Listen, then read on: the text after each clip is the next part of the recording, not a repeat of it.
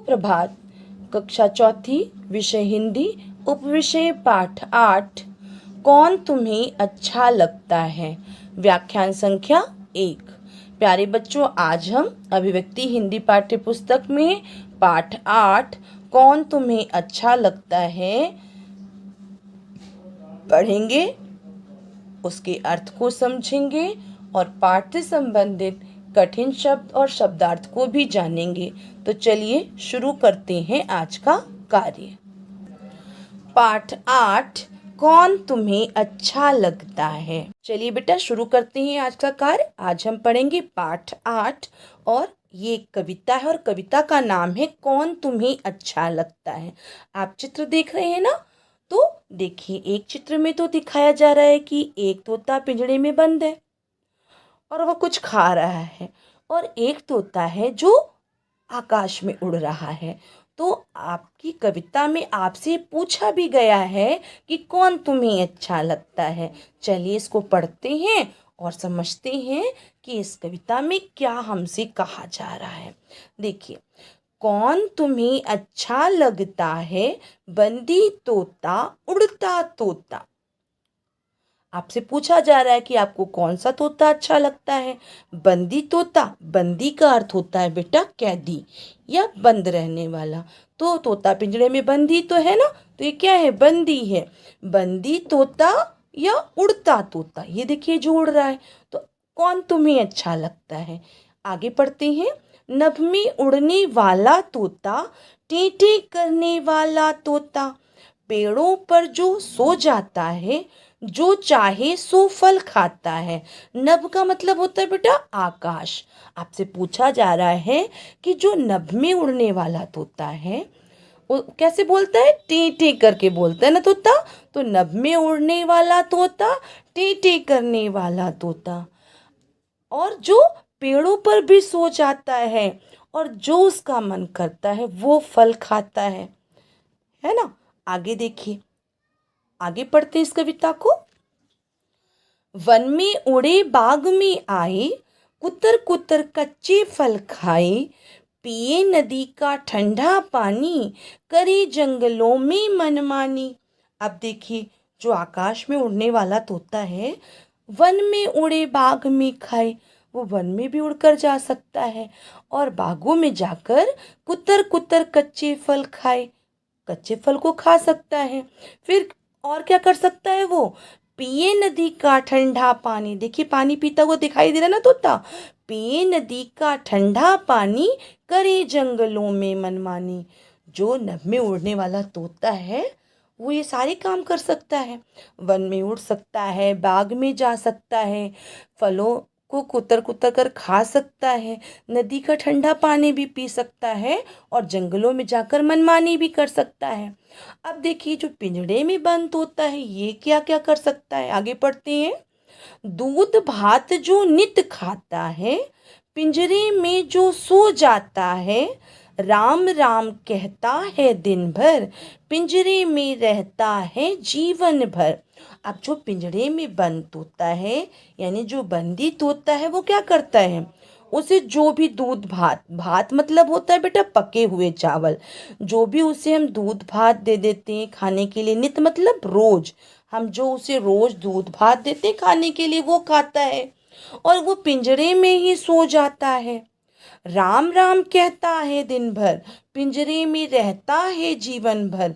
वो पिंजरे में रहकर राम राम भी करता है और पिंजरे में ही दिन भर रहकर अपना समय व्यतीत करता है ना, यानी जीवन भर वो पिंजरे में ही बंद रहता है। आगे देखिए क्या कहा जा रहा है। जो ना कभी उड़ पाया वन में, जो ना उड़ेगा अब आंगन में, जिसे न अब कुछ भी करना है, पिंजरे में जीना मरना है। अभी जो पिंजरे में बंद तोता है इसने क्या क्या नहीं किया, देखिए। जो न कभी उड़ पाया वन में, पिंजरे में बंद होने के कारण वो कभी वन में उड़ नहीं पाया। जो ना उड़ेगा अब आंगन में, और वो पिंजरे में बंद है यानी बंदी है, तो उसे पिंजरे से कोई खोल भी नहीं रहा, तो आंगन में भी नहीं उड़ पाया। जिसे न अब कुछ भी करना है, अब वो कुछ नहीं कर सकता क्योंकि पिंजरे में जीना मरना है, उसे इस पिंजड़े में रह करके ही अपना जीवन बिताना है, जीना भी है इस पिंजड़े में और मरना भी है इस पिंजड़े में। फिर आपसे पूछा जा रहा है कि कौन तुम्हें अच्छा लगता है, बंदी तोता या आजाद तोता। अब आपसे ये प्रश्न पूछा जा रहा है कि आपको कौन सा तोता अच्छा लगता है, बंदी तोता या आजाद तोता। आजाद का मतलब जिस पर कोई बंधन ना हो, है ना, जिसे किसी ने बांध कर नहीं रखा हो। तो आपको कौन सा तोता अच्छा लगा। देखिए बेटा, इस कविता में आपको बंदी तोता और उड़ता हुआ तोता दोनों दर्शाया गया है और दोनों के बारे में बताया गया कि जो उड़ता हुआ तोता है वो नभ में उड़ सकता है, टेढ़े करता रहता है, वो पेड़ों पर सो जाता है और उसका मन जो करता है वो फल खा लेता है। ये कौन करता है, जो उड़ता हुआ तोता। साथ ही साथ वो वन में उड़ जाता है, बाग में घूम घूम कर कच्चे फलों को खाता है, नदी का ठंडा पानी भी पीता है और जंगलों में मनमानी करता है, यानी कि इस डाल से उस डाल पर घूमता है, पानी में भी मस्ती करता है ना। तो जो उड़ता हुआ तोता है वो कितने काम कर सकता है। लेकिन अब आपको ये भी बताया जा रहा है कि जो पिंजड़े में बंद तोता है वो क्या करता है। तो वो क्या करता है, देखिए, जो पिंजड़े में बंद तोता है उसे आप जो देते हैं वो खाता है। आप उसे दूध भात देंगे तो दूध भात खाएगा, है ना, पिंजड़े में ही वो सो जाएगा। और राम राम, देख आप सिखाते ना अपने तोते को कि राम राम बोलो, तोता राम राम बोलता है ना, तो राम राम भी दिन भर करेगा। और लेकिन उसी पिंजरे में उसे रहना होगा, अपना जीवन उसी पिंजरे में व्यतीत करना होता है और वह कभी उड़कर वन में नहीं जा सकता और ना ही वह उड़कर आंगन में भी नहीं घूम सकता अपने। और बंदी तोता अब और कुछ भी नहीं कर सकता क्योंकि उसे पिंजरे में ही जीना और मरना है। जब तक वो जीवित है तब तक उसे पिंजरे में ही रखना है। जब वो मर जाएगा तभी लोग उसे पिंजरे से निकालेंगे। तो ये आपसे पूछा जा रहा है कि आपको कौन सा तोता अच्छा लगता है, बंदी तोता या आजाद तोता। तो बेटा ये प्रश्न सोचने का है, हमें ये प्रश्न सोचना है, समझना है इस प्रश्न को। जितने भी पक्षी हैं उन्हें स्वतंत्र रूप से उड़ना, घूमना, इधर उधर जा कर के मस्ती करना, बागों में घूमना, वन में जाना, है ना, और कुतर कुतर कर मीठे फल खाना अच्छा लगता है। लेकिन हम क्या करते हैं, हम अपने शौक के लिए, अपनी खुशी के लिए पक्षियों को लाकर पिंजरे में बंद कर देते हैं, है ना, उन्हें वैसा जीवन देते हैं जैसा वो नहीं चाहते हैं। देखिए अभी जो उड़ता हुआ तोता है कितनी मस्ती कर सकता है, कहीं भी जा सकता है। लेकिन जिसे हमने पिंजरे में बंद कर दिया, यानी जिसे हमने कैदी बना दिया, वो अपनी इच्छा से ना तो कहीं जा सकता है, ना ही कुछ खा सकता है, ना ही कोई मस्ती कर सकता है। और जब तक वो जीवित रहता है वो इसी पिंजरे में कैद होकर रह जाता है। और जब वो अपना पूरा समय बिता देता है इसी पिंजरे के अंदर और अंत में मर जाता है। तो मुझे तो उड़ता हुआ तोता अच्छा लगता है और आशा है आपको भी आज से उड़ता हुआ तोता ही पसंद आएगा। कहने का भाव है कि हमें कभी भी किसी भी पक्षी को पिंजरे में कैद करके नहीं रखना चाहिए, उसे उड़ा देना चाहिए, है ना। इस कविता के माध्यम से हमें दोनों परिस्थितियों को समझाया गया कि एक कैदी तोते में और एक उड़ते हुए तोते में कितना अंतर है ना। तो आपको ये बात समझ में आ गई होगी कि आज से आप भी किसी भी कैदी पक्षी को कैद करके नहीं रखेंगे, उसे आज़ाद कर देंगे। ठीक है, चलिए बेटा पाठ में आए हुए कठिन शब्द को जानते हैं। बेटा सबसे पहले जब आप कठिन शब्द को लिखेंगे तो दिनांक डालेंगे, ठीक है। बीच में आपको लिखना है पाठ 8 और पाठ का नाम है कौन तुम्हें अच्छा लगता है। चलिए कठिन शब्द को जानते हैं। पहला कठिन शब्द है कौन। पहला कठिन शब्द है बेटा कौन। दूसरा कठिन शब्द है तुम्हें। दूसरा कठिन शब्द है तुम्हें। तीसरा कठिन शब्द है अच्छा। तीसरा कठिन शब्द है अच्छा। चौथा कठिन शब्द बेटा उड़ता।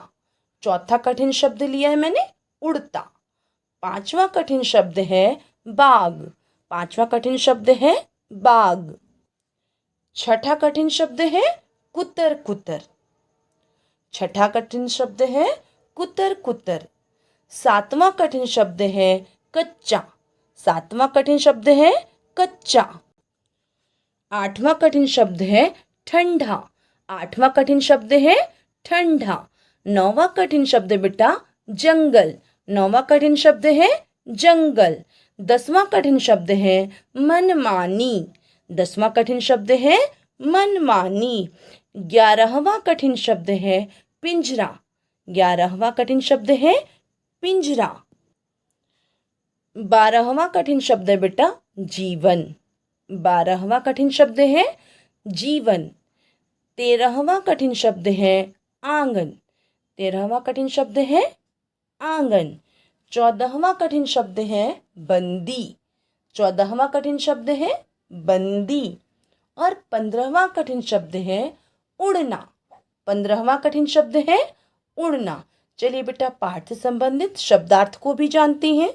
शब्दार्थ शब्द अर्थ। पहला शब्द लिया है बेटा मैंने बंदी। बंदी का अर्थ है कैदी। बंदी का अर्थ है कैदी। दूसरा शब्द है नभ। नभ का अर्थ है बेटा आकाश। नभ का अर्थ है आकाश। Number 3 one. वन का अर्थ है जंगल। वन का अर्थ है बेटा जंगल। नंबर 4 भात। भात का अर्थ है बेटा पके हुए चावल। भात का अर्थ है पके हुए चावल। नंबर 5 नित। नित का अर्थ है रोज। नित का अर्थ है रोज। नंबर 6 आजाद। आजाद का अर्थ है जिस पर किसी का बंधन ना हो। आजाद का अर्थ है जिस पर किसी का बंधन ना हो। तो इस प्रकार से बेटा हमने पाठ से संबंधित कठिन शब्द और शब्दार्थ को भी जान लिया। अब आज का गृह कार्य। प्यारे बच्चों आज मैंने आपको गृह कार्य दिया है कि अभिव्यक्ति हिंदी पाठ्य पुस्तक में पाठ 8 कौन तुम्हें अच्छा लगता है से संबंधित कठिन शब्द शब्दार्थ कॉपी में लिखो। आपको इस कार्य को सुंदर लेख में फॉर्मेट बनाकर अपनी कॉपी में लिखना है। आशा है आपको आज की वीडियो पसंद आई होगी। धन्यवाद।